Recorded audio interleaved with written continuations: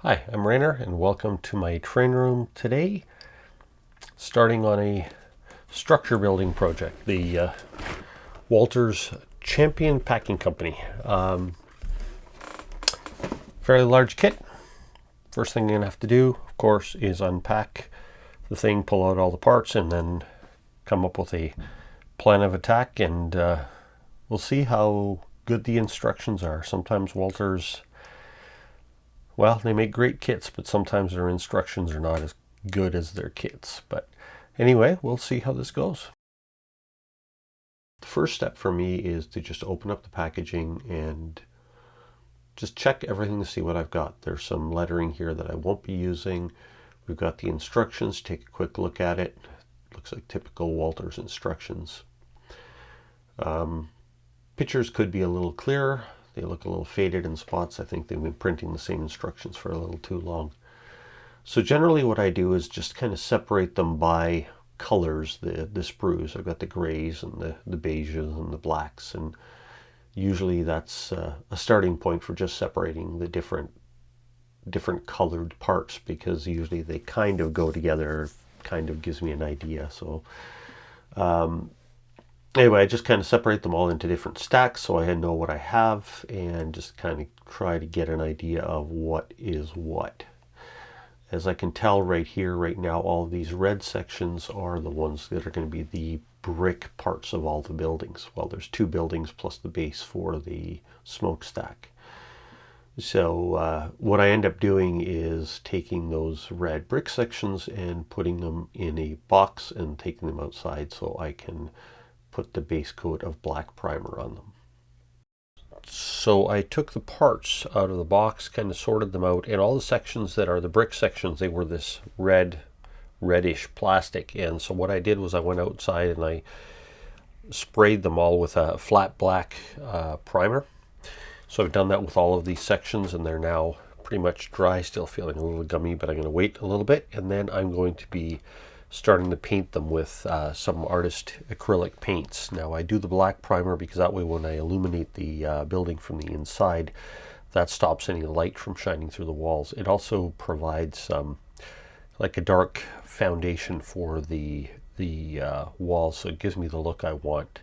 And if you look at this HCB factory building that I did a couple of videos on the build of that, that's exactly what I did with that as well. I painted the brick walls first with a black spray and then painted the other color on top of that. It seems to work really well. I like to do the buildings that way. So and by the way, it is a Champion packing company. I am not going to build it to be using it as a packing plant. What I'm going to do is potentially, depending on how this building turns out and how it fits in the space, it may become another building as part of my paper mill, which is the same thing as that HCB factory. That's the idea. So it's going to be a number of brick buildings. That's kind of my idea in my head of what I'm going to do with it. So anyway, that's the plan for this building.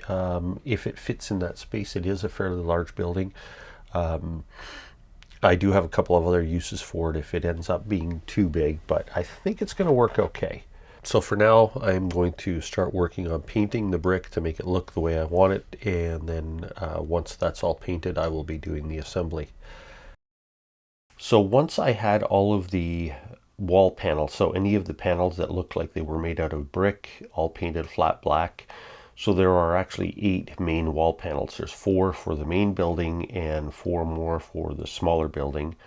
And there are also 4 smaller panels that make up the base of the big chimney, the smokestack, and then of course the smokestack itself, that are all made out of brick. So once I had all of those painted flat black, I started painting them with the artist acrylic paints. So the way I start painting them is using artist acrylics and just kind of lightly brushing over the top with a wide brush. I try not to push the paint too much into the mortar joints of the brick, so that way the black underneath shows through in most places. And I don't worry too much about getting it perfectly even, because that kind of gives me the look I want. It gives me the look of a kind of an aged building, and I guess it almost looks weathered without even doing any weathering on it, because it ends up with being a little bit darker in some places and lighter in other places. So I just brushed all of the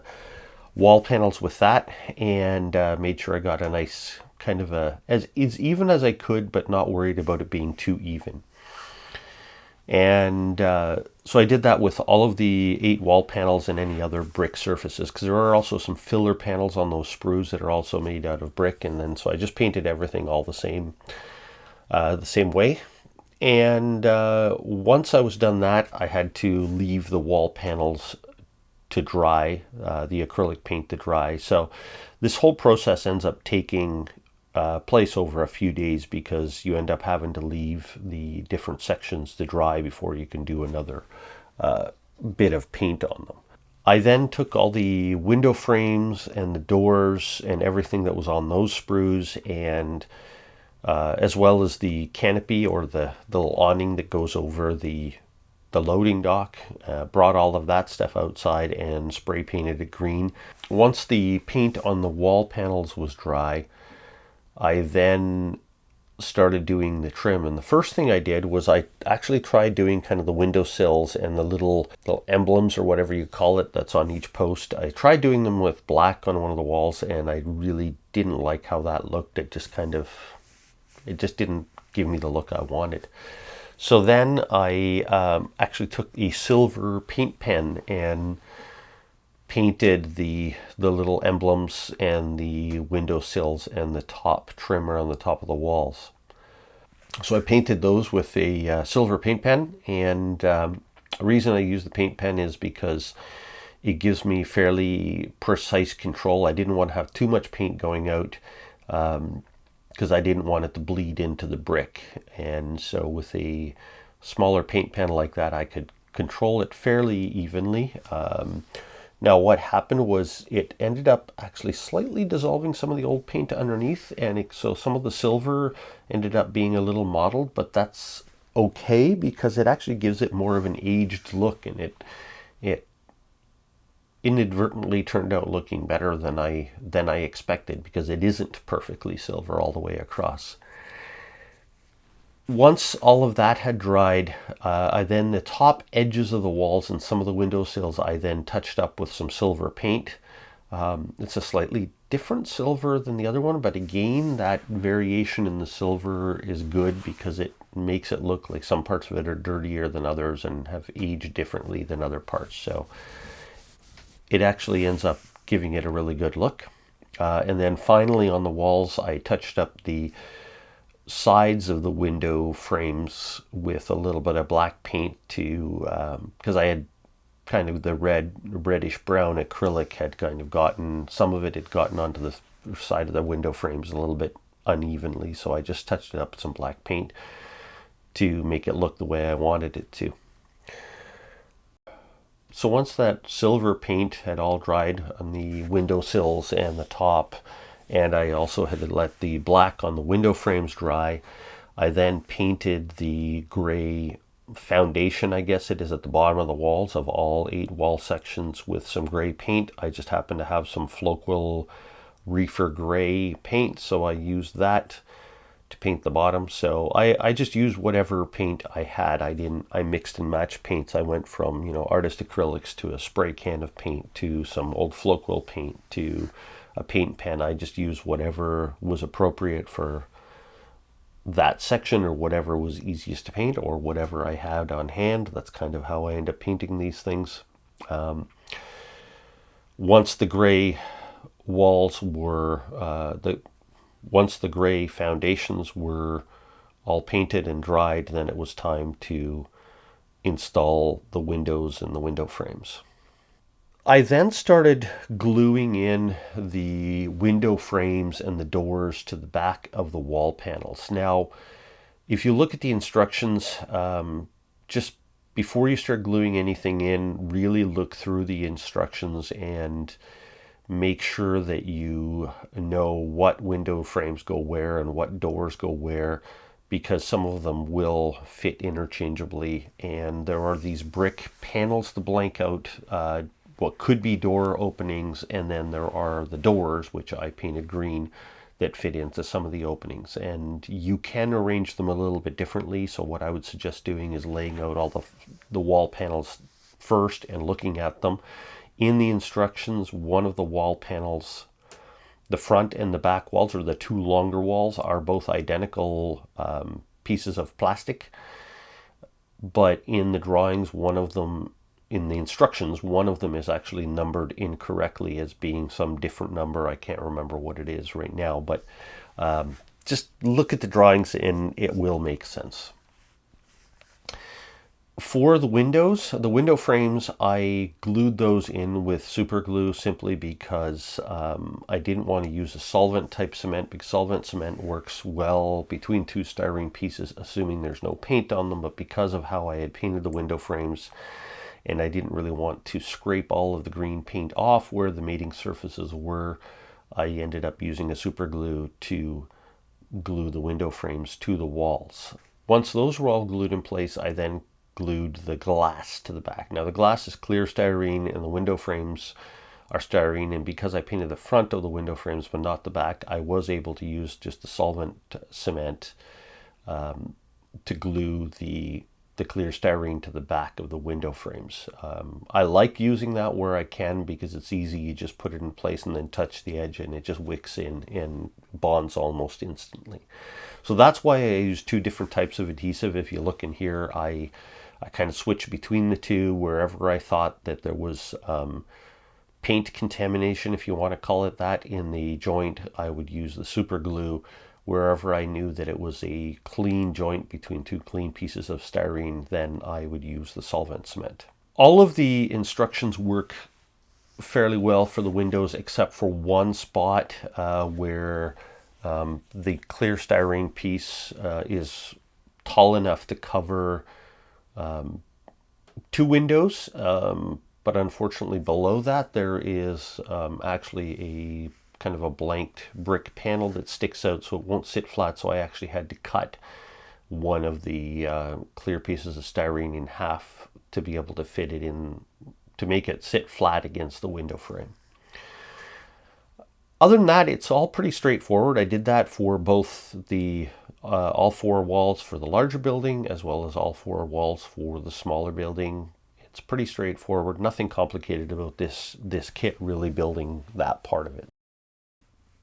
Now that I had all the wall sections ready, they were painted, the windows were installed, it was time to assemble the buildings. And once again, in the corners, I used the solvent cement to initially get them to stick together, but some places I felt like they weren't staying well enough, so I put a little bit of super glue on the inside as well, just to kind of reinforce those joints. You glue the four walls together and then at the same time glue it to the base for the building. Now, what I like about these bases for these Walthers buildings, as compared to the ACHB one that I did before, the ACHB building certainly has a lot more details and is a very good quality kit, and the instructions are probably better than on the Walthers kit. But the Walthers kits have an open base, which means that anything I want to put inside the building later or install lighting or anything like that, it makes it very easy to do. Whereas on the ACHB kits, the base is a solid base with only a small round hole for running wires or whatever into it. So I like the fact that on the Walthers kits, they've basically left the base as just a frame that the walls sit on, and that it's open from the bottom. So it's nice and easy to get interior details in later. And I will be doing that later. I don't have that now. I just want to get the buildings built the way they are. Gluing the walls together, fairly straightforward process. Just make sure you get them nice and tight in the corners, squeeze them tight in the corners before you put the glue in there. Also make sure that wherever you're holding on to them that you don't get glue in your fingers, which will then glue your fingers to the outside of the building and mess up your paintwork. I've learned that in the past on other buildings, so that's one thing to watch out for if you're kind of getting into building these things. Once the walls were all assembled on all four of the buildings, it was time to add the extra details.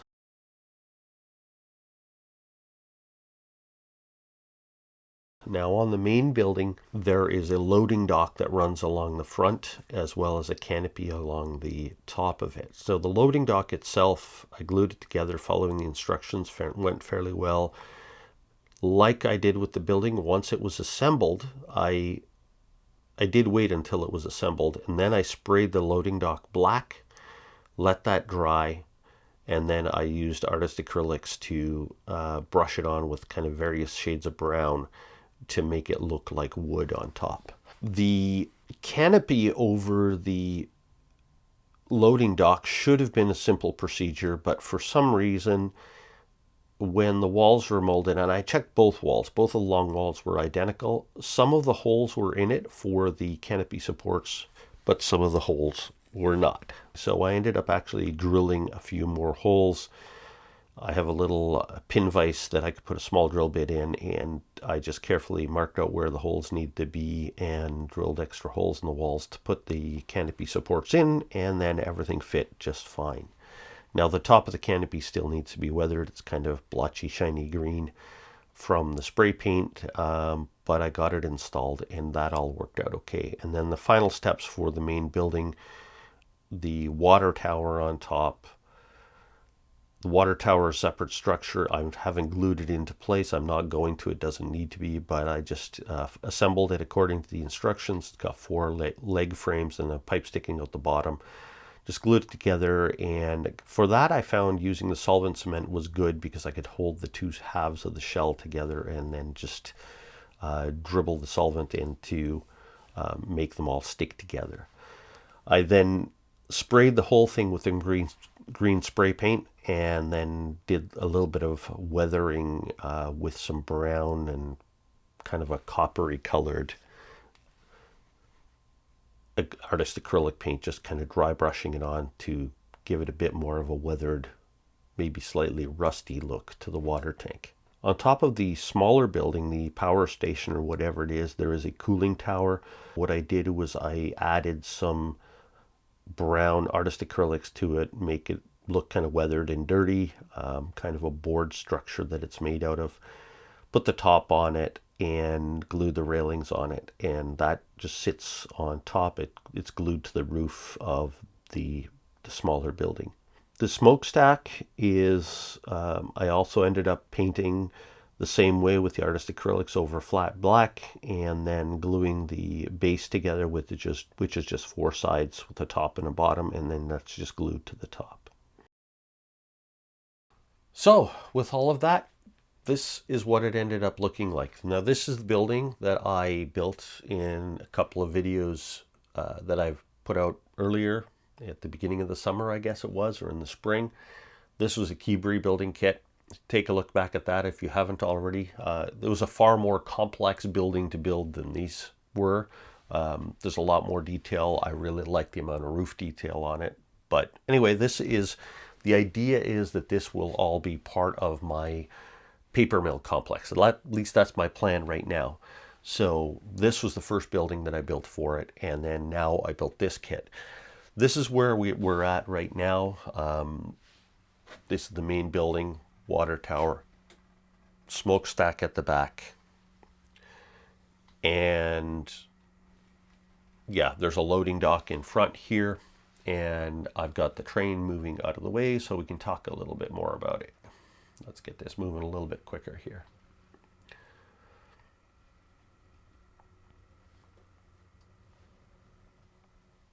This is what I was talking about, the loading dock down here. I painted it flat black, dry brushed the brown on top of it.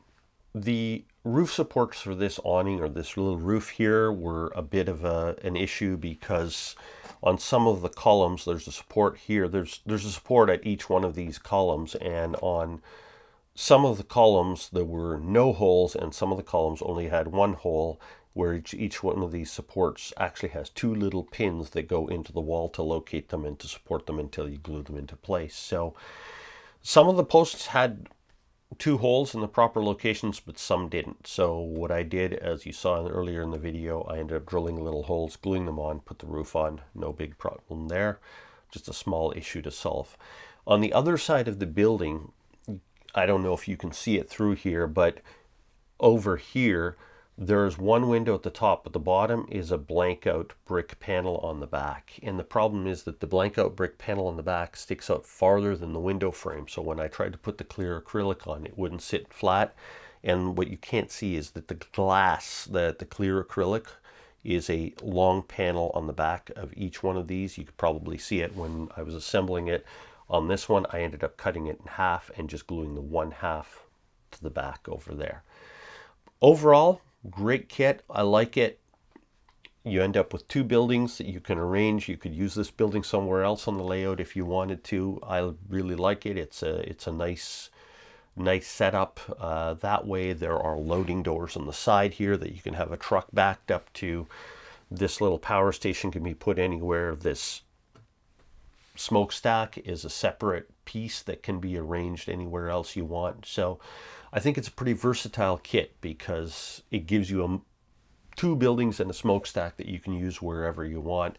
And even this water tower up here is a separate piece. You can put wherever you need to use it. I'm not going to fight with the ladder that fell over. But overall, great kit. Not terribly difficult to build. Lot less detail than this one. This one was much slower build because every wall had a little cap in here and all these little caps on the columns and all this detail, which is great. I love the detail. This was a much simpler build because it doesn't have all of those details. I am hoping to add more roof details to it later and build somewhat of an interior. This definitely needs an interior because I can see right through it and it's an empty building, so I need to do something with that. But for now, it's great. I have these buildings built. I don't know if this is exactly the way they're going to be arranged or where they're going to stay. They probably won't stay in exactly this arrangement, but at this point it's nice to have the buildings because I know they're going in this area and now I can move them around and figure out where I need to lay out the rest of my track that runs behind them and things like that. So this was the Walthers packing plant. I'm not using it for that. It's going to be part of a paper mill, but you know what? It's just a great brick structure with a loading dock and an extra building. So hopefully if anybody's looking at one of these, gives you an idea of what you can do with it, something different you can do with it. There were also a bunch of livestock ramps with railings and everything else like that that came with the kit that I didn't build because I'm not using it for a packing plant. So that part of the kit, I just put them away in the drawer, and maybe those parts will be useful for something else. There's ramps, there's railings, a little roof over the ramps and things like that. So if you are looking for something like that for livestock ramps, you know, it does come with this building, but for now, that's not why I bought the building. I bought it for this kind of a setup. So hopefully this helps somebody, gives you a little bit of some ideas of how to do things. And I will be trying to get some more buildings built. I have a whole shelf of them up at the top, and I've got some other projects planned here, so I'll have some other videos coming out soon. So for now, thanks for watching. If you haven't subscribed, please subscribe, and see you next time.